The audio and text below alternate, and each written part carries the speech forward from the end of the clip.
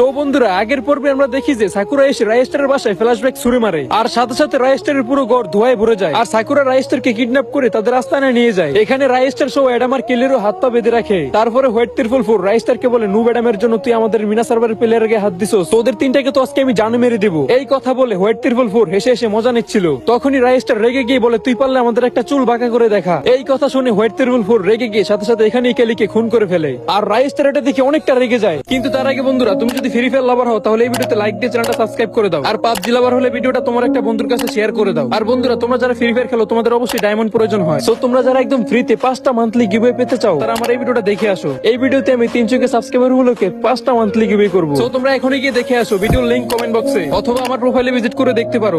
তারপরে হোয়াইট ত্রিপল ফোর রাইস্টারকে আরো রাগানোর জন্য অ্যাডামকে একটা লাথি মেরে মাটিতে ফেলে দেয় আর রাইস্টারের মাথায় বন্দুক ঠেকায়। তারপরে কি হয় জানতে হলে অবশ্যই কমেন্ট বক্সে পার্ট 13 কমেন্ট করো।